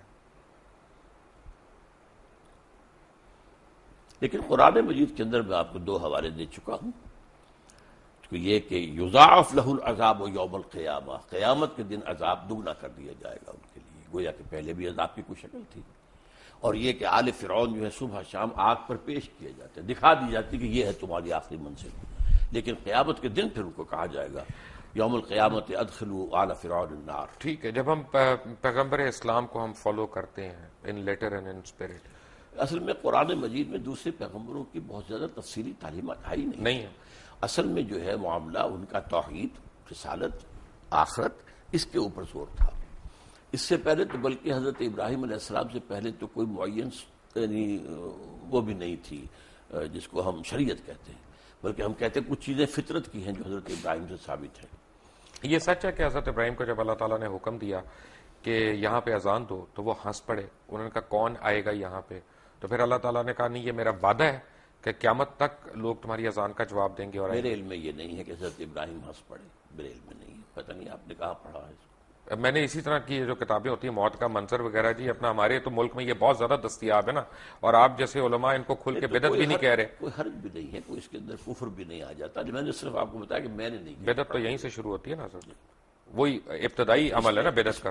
اس میں کوئی شریعت کا حکم تو نہیں نکل رہا ہے نا، ایک واقعہ ہے، تاریخی ہے یا نہیں ہے، اس پر گفتگو ہو سکتی. ٹھیک ہے. اچھا، جب ہم پیغمبر اللہ تعالیٰ کے پیغمبروں کو فالو کرتے ہیں یا پیغمبر اسلام کو ہم فالو کرتے ہیں تو خلیتاً کرتے ہیں کہ کیریکٹر وائز کرتے ہیں؟ دوبارہ واضح کریں اپنے سوال. یعنی ایک تو حلیہ ہوتا ہے نا کہ آپ اس طرح کی آپ کی جسامت ہے یا آپ اس طرح کے کپڑے پہنتے ہیں، لیکن ایک آپ کا پورا فطرت ہے کہ جی وہ اچھائی کرنا، نیکی کرنا، حقوق العباد کا خیال رکھنا، حقوق اللہ کو پورا کرنا. دونوں میں سے کون سی زیادہ ضروری چیز ہے؟ دونوں چیزیں اپنی جگہ پر اہم ہیں. ایک کا ہے معاملہ محبت کا، کہ حضور سے محبت کی وجہ سے ہم وضع قطع میں آپ کی پیروی کریں، آپ کی کرم اختیار کریں. جس سے بھی محبت ہوتی ہے آپ کو معلوم ہے دنیا میں ہے ہیرو ورشپ، تو اس حوالے سے یہ ہے کہ وہی وہ جلا کیپ جو ہے چل رہی ہے، یا غازی یا جواہر لال کٹ جو ہے وہ چل رہی تھی، واسکٹ وغیرہ وغیرہ. تو اس حوالے سے یا وہ ماؤ زے تونگ کا جو ہے وہ کوٹ خاص قسم کا. تو اس طریقے سے حضور کے بھی جو محبت کا تقاضا ہے تو اس میں آپ کے ان اداؤں کی بھی پیروی کی جاتی ہے. لیکن اصل شے تو وہ آپ جو شریعت لائے ہیں، جو احکام دیے ہیں، کسی شے کو حلال قرار دیا، کسی کو حرام قرار دیا ہے، کسی کو موقت کیا سنت میں، کسی کو غیر موقت کیا ہے. بعض کام ایسے بھی ہیں جو آپ نے کیے لیکن صحابہ کو روک دیا کہ مت کرو، حالانکہ وہ سنت تھی لیکن آپ نے روک دیا. صوم وصال کی ایک مثال ہے کہ آج فرض کیجیے آپ نے روزہ رکھا، شام کو افطار نہیں کیا، وہ روزہ کنٹینیو کرے ڈیورنگ دی نائٹ، اگلی صبح سے پھر وہ اگلی شام تک جا کر 2 دن کا یوم وصال، صوم وصال، 2 دن کا روزہ، کبھی 3 دن کا بھی آپ روزہ رکھ لیتے تھے. لیکن آپ نے صحابہ کو منع کیا. صحابہ نے کہا بھی کہ آپ خود رکھتے ہیں، ہمیں روکتے ہیں. آپ نے فرمایا ایکم مثلی ابھی تو عند ربی ہوا یسقین یطعمنی و یسقین، تم میں سے کون مجھ جیسا ہے، میں تو اپنے رب کے پاس رات گزارتا ہوں، وہ مجھے کھلاتا پلاتا. تو یہ چیزیں ہیں تمام، ان پر علماء نے بڑی محنتیں کی ہیں، ہمارے فقہاء نے، محدثین نے، اور ہر چیز کا ایک درجہ جو ہے معین کر دیا گیا. کیونکہ یہاں پہ عام طور پہ یہ سمجھا جاتا ہے نا کہ ہم عربی لباس پہنتے ہیں، شلوار قمیض پہنتے ہیں تو یہ دین کے قریب ہے. حالانکہ حضور تو شلوار نہیں پہنتے تھے، حضور کا تو تہبند تھا. شلوار آپ کو پیش کی گئی اور آپ نے پسند کی کہ یہ اچھا لباس ہے، زیادہ ساتر ہے. یعنی تہبند کے اندر تو آدمی رات کے وقت جو ہے ہو سکتا ہے ننگا ہو جائے، شلوار میں تو ننگا نہیں ہوتا. لیکن آپ نے پہنی نہیں، وہ آپ کی کہتے ہیں سنت عادت، جو آپ بچپن سے پہنتے آئے تھے وہی آپ پہنتے تھے. اچھا، مجھے یہ بتائیں کہ آج کل ایک جو ہے نا ڈپلیسٹی ہو رہی ہے، میں کنفیوژن کا لفظ نہیں استعمال کرنا چاہتا، ڈپلیسٹی ہو رہی ہے. ہم ایک خاص ایک طرح کا اسلام ہم اس کو پروموٹ کر رہے ہیں، کچھ لوگ اس سے ایگری کرتے ہیں، کچھ نہیں کرتے. لیکن ہو یہ رہا ہے کہ اوور آل اسلام کا ایک جو تصور پوری یعنی میں کہوں گا کہ ویسٹ کے اوپر آ رہا ہے وہ کوئی فرینڈلی تصور نہیں ہے. وہ ہم دیکھتے ہیں، ہمارے پاسپورٹ دیکھتے ہیں امیگریشن کاؤنٹرز پہ ہمیں کھڑا کر دیتے ہیں کیونکہ یہی ہم دھماکے کرنے والے بھی ہم، خود کش حملے کرنے والے بھی ہم. اب یہ تو میں مانتا ہوں کہ جو حملے کر رہے ہیں ان کے ساتھ زیادتی ہوئی ہوگی، ضرور ہوئی ہوگی، یا ان کا جہاد ہے جو بھی ہے، لیکن جو لوگ شہید ہو رہے ہیں، جن لوگوں کو مارا جا رہا ہے، وہ بھی تو معصوم ہے. کیا اس کی اجازت ہے؟ اصل میں یہ تو بڑا ایک سینسیٹیو سے کوشچن ہے میرے نزدیک. اب جو بھی اس میں شہید ہو رہے ہیں، مارے جا رہے ہیں، بہرحال وہ تو غلط طریقے پر کام ہو رہا ہے. لیکن وہ بات سمجھ لیجیے اصل میں کہ ہمارا جو اس وقت ویو ہے ویسٹ میں، وہ کس اعتبار سے، وہ اسلام کو ایز اے ریلیجن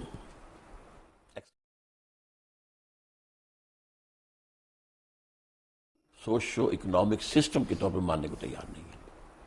اور انہیں خطرہ یہ نظر آ رہا ہے کہ دنیا میں مسلمانوں کے اندر ایک دبی ہوئی چنگاری ہے. وہ جو علامہ اقبال نے ابلیس کی مجلس شورا میں جو ابلیس سے کہلوایا تھا کہ نہ مجھے اشتراکیت سے کوئی ڈر ہے اور نہ جمہوریت سے ہے، اگر کوئی خطر مجھ کو تو اس امت سے ہے، اس کی خاکستر میں ہے اب تک شرار آرزو. ان میں ایک آرزو ہے کہ ہمارا ایک نظام تھا، ایک پولیٹیکل سوشو اکنامک سسٹم تھا، ہمارا اپنا جو کرمنل لا تھا، ہمارا سول لا تھا، ہمارے فیملی لاز تھے، ہمارے جو ہے لا آف ایویڈنس تھا، یہ سارے قوانین تھے ہمارے، چلے تھے، 1000 برس تک چلتے رہے. تو اب ہم دوبارہ جو ہے اس کو دنیا میں نافذ کریں، یہ چیز وہ ہے جو ویسٹ کو گوارا نہیں ہے. چنانچہ جیسے ہی پچھلی صدی کے اواخر میں یو ایس ایس آر ختم ہوا اور اس کے بعد نیٹو کو اثر نو آرگنائز کرنا شروع کیا گیا اور اس کی توسیع کی کوشش ہوئی، تو پوچھا گیا تھا نیٹو چیف سے کہ اب کس کے لیے؟ وہ آپ کا دشمن تو مر گیا، مرا پڑا، آپ کے قدموں میں پڑا، آپ سے بھیک مانگ رہا ہے، امداد مانگ رہا ہے. انہوں نے کہا تھا اب ہمیں خطرہ اسلامک فنڈامنٹلزم سے ہے. یہ ہے اصل جو خطرے کی بات ہے کہ جو انہیں ہے.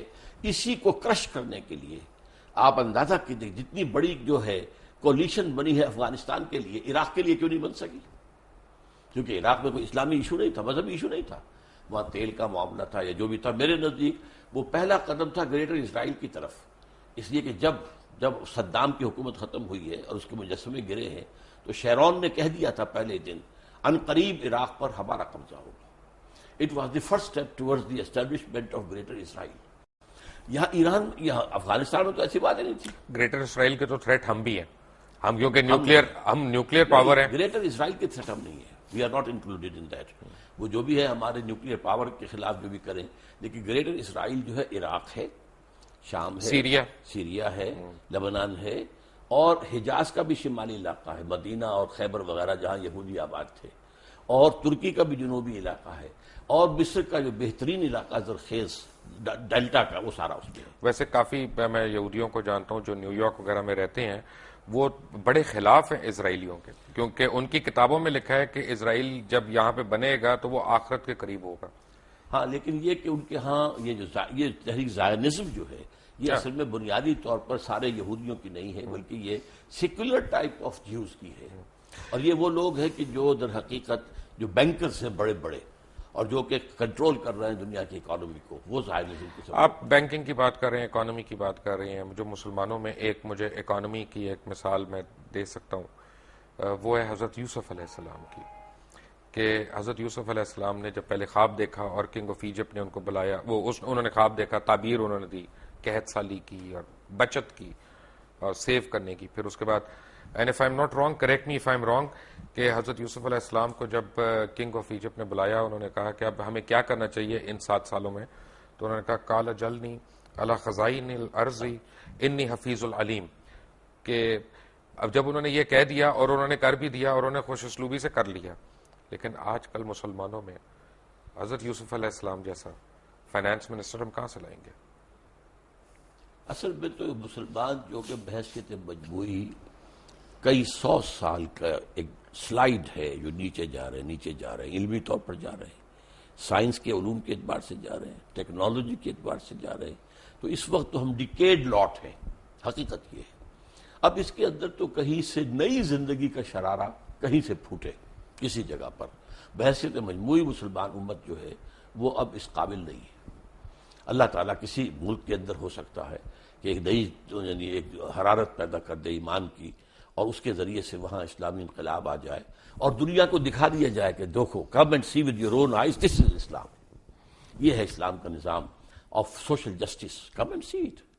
جو کچھ تم نے پڑھا ہوا تمہیں دکھا دیا گیا ہے وہ نہیں ہے اسلام. اسلام تو یہ ہے, آؤ بس دیکھو. تو اصل میں یہ کام ہونا تو ہے, لیکن ابھی اس کے اور اس وقت کے دور کے درمیان بہت وقفہ ہے, اور اس میں وٹ آئی فیئر از کہ امت مسلمہ پر بڑا سخت عذاب اللہ کا آنے والا ہے, جس کا سب سے بڑا حصہ عربوں پر آئے گا. And number 2 on the divine hit list seems to be Pakistani Muslims. Why? Number 1 عرب کیوں ہیں؟ ان کی مادری زبان میں قرآن ہے, یہاں ان کو تو کوئی بچت ہی نہیں. ان میں سے محمد تھے صلی اللہ علیہ وسلم, اور اسی پر وہ ناس بھی کرتے ہیں. تو ان کے لیے تو در حقیقت اگر وہ جیسے جیسے آزاد ہوئے, کسی نے قرآن کو اپنا امام نہیں بنایا. قبلہ کسی نے بنا لیا واشنگٹن کو, کسی نے بنا لیا ماسکو کو. They are the biggest culprits. لیکن ہمارا جو کانسیپٹ اور ہمارا معاملہ کیا؟ نمبر 2, ہم نے ایک ملک بنایا اسلام کے نام پر, لاکھوں آدمی قتل ہوئے, کروڑ انسان جو ہے ادھر سے ادھر ہوا ہے, 1 کروڑ سے کم ایسٹ پنجاب اور ویسٹ پنجاب کے درمیان. لیکن وہ اسلام کہاں ہے؟ جو اسلام آج ہمارے پاس ہے وہ تو بھارت میں بھی ہے, نمازیں وہاں بھی ہیں, مسجدیں وہاں بھی ہیں, اور ہماری حج فلائٹس ہماری جاتی ہیں, ان کی بھی جاتی ہیں. بلکہ مجھے بتایا گیا ہے کہ حج کا انتظام جو ہے وہاں, حج مشن جو ہے ہندوستان کا, وہ کہیں بہتر ہے پاکستان کے حج مشن سے. تو اب ہمارا جو لیڈر کا کانسیپٹ ہے, جو اسلام ہمیں لیڈر کا کانسیپٹ دیتا ہے, وہ تو ہے امر بالمعروف اور نہی عن المنکر. وہ کہاں سے ہم لائیں؟ انقلاب کے بعد ہوگا, اس سے پہلے تو نہیں. You have to bring about a revolution first. حضور نے ریولیوشن برپا کیا, 13 سال میں ایک ریولیوشنری پارٹی تیار کی ہے. دعوت ہے, تربیت ہے, تزکیہ ہے, تعلیم ہے, اور منظم کرنا ہے. ایک امیر کا حکم مانو. اس کے بعد باطل سے ٹکرایا ہے. اقبال کا ایک شعر جو ہے بہت عظیم ہے, با نشہ درویشی در ساز و دمادم زن, چوں پختہ شوی خود را بر سلطنت جم زن. حضور کی حیات طیبہ کو 2 مصروں میں لے آیا اقبال. مکی دور کیا تھا؟ درویشی, دعوت, تبلیغ, نصیحت, واز. کوئی پاگل کہہ گیا, ٹھیک ہے, کہہ گیا تو کہہ گیا. کسی نے مجنون کہہ دیا, ٹھیک ہے. مارا جا رہا ہے, صبر کرو, ہاتھ نہ اٹھاؤ. No raising of hands even in self defence. For 12 long years it was the order of the day. پھر جب ایک جماعت تیار ہو گئی کہ جو اصل میں جو اپنی سرفروشی کے لیے تیار تھے, سب کچھ دینے کے لیے تیار تھے, باطل سے ٹکرائے. با نشہ درویشی در ساز و دمادم زن, 12 سال. جو پختہ شبی خود را بر سلطنت جم زن. جب تیار ہو جاؤ تو اپنے آپ کو سلطنت زم سے ٹکرا دو. وہ ٹکر ہے جو پھر شروع ہوئی ہے مدنی دور میں آ کر, اور قتال شروع ہوا ہے, جنگ شروع ہوئی ہے.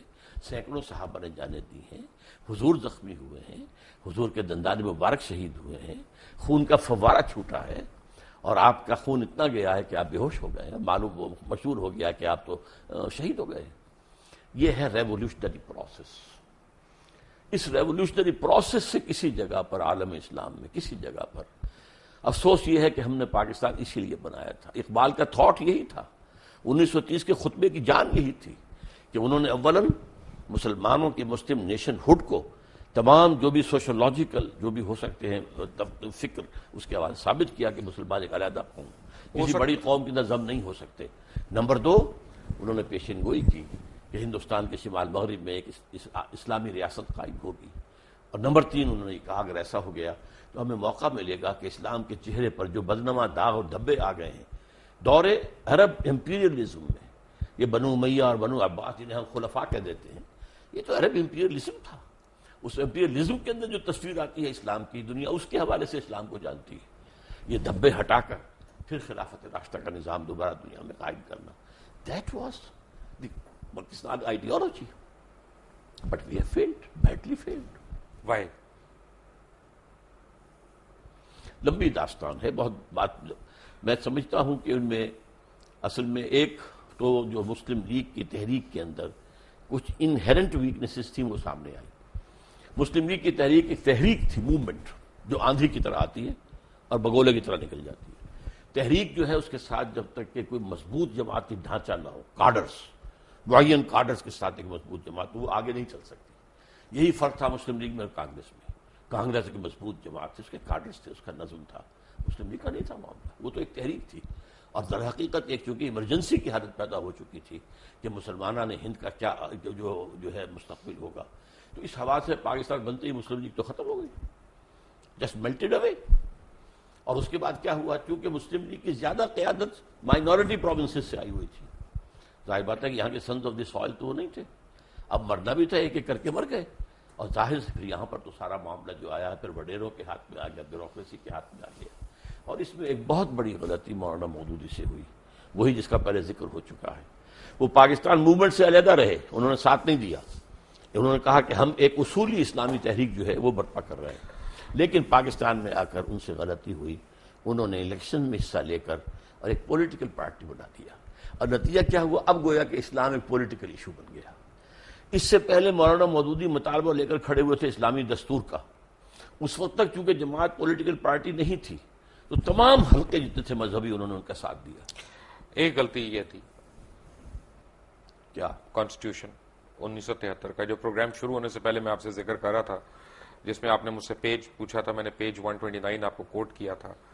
جب ہم بریک سے آئیں گے تو ہم اس کے اوپر بات کریں گے کہ اسلام ممانعت کرتا ہے بڑی سختی سے فرقہ بندی کی، ہمارا آئین جو ہے فرقوں کو ریکگنائز کر رہا ہے، اور چاہے وہ انفرادی طور پہ کر رہا ہے چاہے وہ اجتماعی طور پہ کر رہا ہے۔ ڈاکٹر صاحب میں نے آپ کو کانسٹیٹیوشن دکھایا، اس میں پریمبل میں ایک چیز لکھی ہوئی ہے کہ wherein the principles of democracy, freedom, equality, tolerance and social justice as enunciated by Islam shall be fully observed۔ اور دوسرا آگے پیج 129 پہ اسلامک پروویژنس کے اوپر لکھا ہے کہ in the application of this clause to the law of any Muslim sect, the expression Quran and Sunnah shall mean the Quran and Sunnah as interpreted by the sect۔ تو پہلی بات تو یعنی دو سوال، ورڈ پرسنل لا وہ اب کہاں گیا؟ Personal law of any Muslim اس کو کہیے۔ پہلا تو یہ ہے کہ ڈیموکریسی اور اسلام جی ان کا مجھے تو تضاد لگتا ہے۔ مجھے نہیں لگتا، میں بتاتا ہوں آپ۔ بسم اللہ۔ Democracy as such is kufr and shirk. It is based on the principle of popular sovereignty. اسلام میں sovereignty belongs to God. اللہ بالکل سروری زیبا فقط اس ذات بے ہمتا کو ہے، حکمراں ہے ایک وہی باقی بتانے آسری۔ اچھا، اس کا نتیجہ کیا ہے؟ اللہ کی کتاب اور اس کے رسول کی سنت، اس کی پابندی کرنی پڑے گی۔ اس کے اندر امرہم شورا بینہم، جہاں اللہ اور اس کے رسول کا کوئی حکم نہیں ہے وہاں بھی مشورے سے معاملہ طے کر لو۔ کوئی اتھارٹیرینزم، کوئی ڈکٹیٹرشپ نو، کوئی ڈائنیسٹی نو، امرہم شورا بین۔ دس از جمہوریت، اسلامی جمہوریت۔ You can say it's a controlled democracy, limited democracy. Limited by the injunctions of the Quran and the Sunnah, not by any person or any dynasty or any monarch, no whatsoever, by injunctions of the Quran and Sunnah. میں اس کی مثال دیا کرتا ہوں، بہت سادہ سی ہے، 2 minute میں ذرا لے لیجئے کہ اگر آپ کے پاس ایک گھوڑا ہے، آپ چاہتے ہیں کہ وہ بھاگے بھی نہ لیکن یہ کہ جڑ بھی نہ جائے اس کے ہاتھ پاؤں، تو آپ نے 200 گز کی رسی سے باندھ دیا ایک کھونٹے کے ساتھ۔ اب ایک سرکل وجود میں آ جائے گا 200 یارڈز جو ہے ریڈیس کا، اس میں گھوڑا آزاد ہے، مشرق جائے، مغرب جائے، شمال جائے، جنوب جائے، 150 گز جائے، 200 گز سے ایک گز نہ ادھر نہ ادھر نہ ادھر نہ ادھر۔ دس is Islam. Injunctions of the Quran and the Sunnah, that is the circle. You can't cross it. لا تعتدوا حدود اللہ، تلک حدود اللہ فلا تعتدوها، تلک حدود اللہ فلا تقربوها۔ یہ حدود اللہ ہیں، اللہ اور اس کے رسول کی سنت، اور اس کو آپ نے البتہ اس کے اندر، اب اس کے اندر فرض کیجئے کہ ایک گھر کے اندر آپ ایک پارٹی جو ہے وہ دینا چاہتے ہیں لوگوں کو، آپ اس کے اندر بھائی ڈرنک کیا دی جائے، ایک چیز ختم ہو جائے گی، شراب نہیں دی جائے گی، وہ حرام ہے، وہ دائرے سے باہر نکل گئی۔ اب 7 اپ دیں، روح افزا دیں، کیا دیں، وہ آپس میں مشورے سے طے کر لیں۔ دائرے کے اندر جو کچھ ہے مباح ہے، اس مباح میں آپ اپنے مشورے سے by counting votes you can decide. So this is Islamic democracy. ٹھیک ہے، الحمدللہ۔ اپنا مجھے اس میں کوئی اعتراض نہیں ہے، یعنی ان سینس کہ خدا نہ خواستہ ہو بھی نہیں سکتا، لیکن میرا مطلب ہے کہ میرے حساب سے تو ڈیموکریسی اور جو موجودہ ڈیموکریسی ہے جو اس کا تضاد ہے، ہیومن ساورنٹی، کیونکہ اگر میرے لیے حضور صلی اللہ علیہ وسلم کی ذات ایک طرف، ان کا حکم ایک طرف، پوری کائنات ایک طرف، بالکل میں تو اس طرف جاؤں گا، اللہ کا حکم اور رسول کا حکم، بالکل تو نہیں، رسول کا حکم وہی ہوگا جو اللہ کا حکم ہے، رسول نے بھی تو وہی کہنا جو اللہ نے کہا۔ کیٹیگریز 2 ہیں، ایک اللہ کا حکم ہے جو قرآن میں آیا ہے، ایک حدیث ہے جو حضور کا حکم ہے۔ چلیں نیکسٹ پلیز۔ ڈاکٹر صاحب لاسٹ میں جس چیز پہ آپ سے میں تفصیل چاہتا ہوں، آپ نے پہلے کہا کہ ذرا سینسٹیو معاملہ ہے، لیکن سورہ بقرہ میں اللہ تعالیٰ نے فرمایا کہ وَإِذْ قَالَ لَا تُفْسِدُوا فِي الْأَرْضِ، اور پھر آگے آیا کہ قَالُوا إِنَّمَا نَحْنُ مُصْلِحُونَ وَهُمُ الْمُفْسِدُونَ وَإِنَّهُمْ كَانُوا عَذَابٌ أَلِيمًا، کہ تم میں سے ایسے لوگ ہوں گے جو دنیا میں فساد کریں گے، اور جب ان کو روکا جائے گا تو کہیں گے کہ ہم تو اصلاح کرنے والوں میں سے ہیں، لیکن وہی فسادی لوگ ہیں اور ان کے لیے آخرت میں دردناک عذاب ہے۔ تو اللہ تعالیٰ یہ کن کے متعلق کہتا ہے؟ ہاں ذرا اس کے لیے جہاں سے ہماری ایک بات ختم ہوئی تھی نا، حضور نے انقلاب برپا کرنے میں پہلے 12 سال مکے میں جو جہاد باللسان کہہ لیں، جہاد بالقرآن کہہ لیں، جو بھی کہیں، جہاد نفس کے ساتھ کیا، جماعت تیار کر لی، اس کے بعد آپ نے باطل سے ٹکر شروع کی۔ اب دیکھیے ہر کسی انقلابی تحریک کے ساتھ آنے والے سب لوگ ایک طرح کے نہیں ہوتے، کچھ لوگ وہ ہوتے ہیں ہر چہ باد آباد، ماں کشتی درا بنداختیم، اب جو ہو سو ہو، یہ کشتی اگر چلے گی تو ہم بھی جئیں گے ورنہ ڈوبنے کو تیار ہیں، جو قربانی چاہیے حاضر ہے۔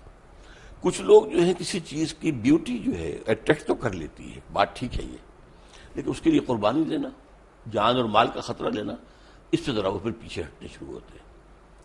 یہ طبقہ پیدا ہوا ہے مدینے کے اندر، مکے میں نہیں تھا، لیکن قرآن مجید کے پہلے 2 رکوعوں میں سے پہلے رکوع میں جو اہل ایمان مکے میں تیار ہو چکے تھے ان کا نقشہ ہے، اور جو مکے میں لوگ کفر پر اڑ چکے تھے ان کا ذکر ہے۔ پھر اب یہ تیسری کیٹیگری آئی ہے، یہ کہتے تو ہیں کہ ہم اللہ پر اور یوم آخر پر ایمان رکھتے ہیں، حقیقی ایمان ان میں نہیں ہے۔ ان کا معاملہ یہ ہوا تھا جب حضور نے، میں نے آپ سے کہا 6 مہینے آپ نے لیے 3 کام کیے، کنسٹرکشن آف دی ماسک، اور بھائی چارہ مہاجرین اور انصار میں، اور یہودیوں کو جکڑ لیا ایک معاہدے میں، میثاق مدینہ۔ اس کے بعد آپ نے ایڈوانس شروع کر دیا، مکے کی طرح چھوٹے چھوٹے دستے بھیجنے شروع کر دیے، پرووکیشن کر رہے ہیں آپ۔ تو ان لوگوں کا یہ کیا کر رہے ہیں، یہ قریش کے ساتھ بڑھواؤ گے، ہمیں مرواؤ گے، کیا کرو گے؟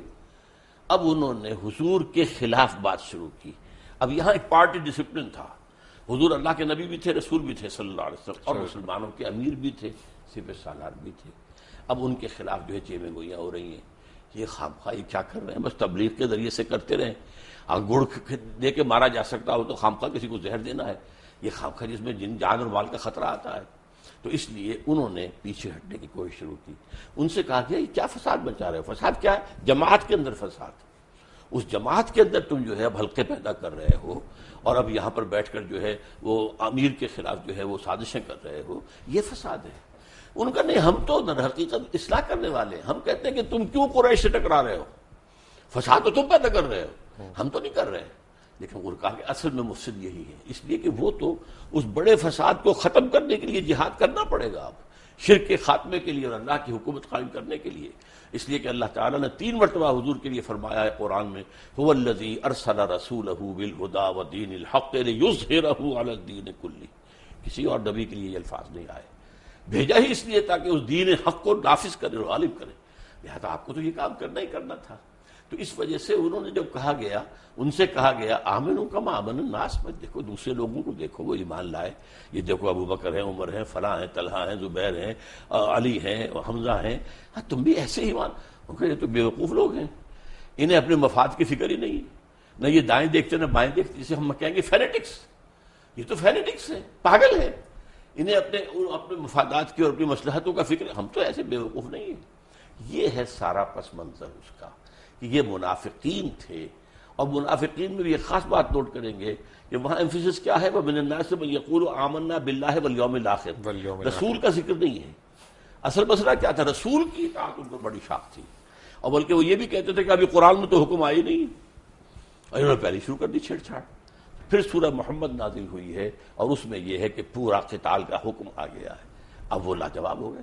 لیکن یہ ہے کہ وہ بہرحال اپنے جس کو آپ کہتے ہیں ڈریگنگ دی فیٹ، کہ وہ اب اس معاملے میں آگے نکلنے کو آنے کو تیار نہیں تھے، پیچھے ہٹنے شروع ہو گئے۔ یہ وہ طبقہ تھا۔ جب تک کہ آپ حضور کی سیرت کو ایک ڈائنامک اور انقلابی انداز میں نہیں سمجھیں گے، آپ کی سمجھ میں نہیں آئے گا۔ ایک چلتے چلتے میں ایک آپ کو میں سوال پوچھوں گا، حالانکہ میں نے کہا تھا لاسٹ کویسچن، کہ آپ یہ نہیں سمجھتے کہ ہم مسلمانوں کا ایک المیہ یہ ہے کہ ہمیں اپنے دین کا ہی نہیں پتہ، نہ ہم پتہ کرتے ہیں، بس سینہ بسینہ جو کہاوتیں ہماری چلی آ رہی ہوتی ہیں ان پہ ہمارا پورا ایمان بیسڈ ہے، خود ہم تحقیق نہیں کرتے، خود قرآن مجید کو پڑھتے نہیں، تفاسیر کو نہیں کھولتے، اور یہ کمی ہے بڑی ہم سے سیریس۔ آپ کی اس بات سے 100% اتفاق ہے، میں نے اپنی زندگی کے 50 برس اسی کام میں لگائے کہ قرآن پڑھوں اور پڑھاؤں، سیکھوں اور سکھاؤں، سمجھوں اور سمجھاؤں. خاص طور پر ایجوکیٹڈ لوگ، ڈاکٹرز ہیں، MBBS ہیں، PhDs ہیں، انجینئرس ہیں، جو شعور رکھتے ہیں. کم سے کم 100 ایسے نوجوان تیار کر چکا ہوں، ہائیلی کوالیفائڈ، جو میری ہی طرح درس قرآن اب دے رہے ہیں، اور میں نے اپنی زندگی اس کام میں لگائی. لیکن پھر یہ کہ میں نے اس کے بعد اب صرف ایک علمی بات نہیں ہے، یہ ایک اکیڈمک چیز نہیں ہے، بلکہ قرآن کی دعوت اور اس دین کو قائم کرنے کے لیے جماعت قائم کی ہے تنظیم اسلامی کے نام سے، بیعت کی بنیاد پر قائم کی ہے، جو آج کی دنیا میں بہت ہی لوگوں کے لیے حیرت انگیز بات ہے. آپ کے پرنانا نے بیعت کی تھی مولانا ابوالکلام آزاد کے ہاتھ پر، بیعت کی بنیاد پر حزب اللہ بنی 1913 میں، لیکن اس کے بعد تو معاملہ غلط. مولانا مودودی نے جماعت بنائی، بیعت کا معاملہ نہیں کیا. ہم نے بنائی ہے بیعت کی بنیاد پر ہے، اور بیعت بھی ایک حدیث صحیح، بایعنا رسول اللہ صلی اللہ علیہ وسلم علی السمع والطاعۃ فی العسر والیسر والمنشط والمکرہ وعلی اثرۃ علینا وعلی الا ننازع الامر اہلہ وعلی ان نقول بالحق انما كنا لا نخاف فی اللہ لومۃ لائم. یہ متفق علیہ روایت ہے بخاری اور مسلم کی. حضرت عبادہ بن ثابت فرماتے ہیں ہم نے بیعت کی تھی اللہ کے رسول سے، آپ کا ہر حکم سنیں گے اور اطاعت کریں گے، چاہے مشکل ہو چاہے آسان، چاہے ہماری طبیعت آمادہ ہوں چاہے ہمیں اپنی طبیعتوں پہ جبر کرنا پڑے، چاہے آپ دوسروں کو ہم پر ترجیح دے دیں. ہم یہ نہیں کہیں گے کہ آپ نے 9 وارد کو ہم پر امیر بیعت تو بیعت ہے نا، بیعت میں تو کوئی کوشچنز نہیں ہوتے. اور یہ البتہ جہاں بھی ہوں گے حق بات ضرور کہیں گے، رائے ضرور دیں گے. اور اس وجہ سے خامخواہی بات پہ لوگ ہنسی پڑیں گے کہ دیکھو یہ کیا کہہ رہا. نہیں، لا نخاف فی اللہ لومۃ لائم، بات اپنی حق کہہ دینی ہے لیکن فیصلہ امیر کا ہو.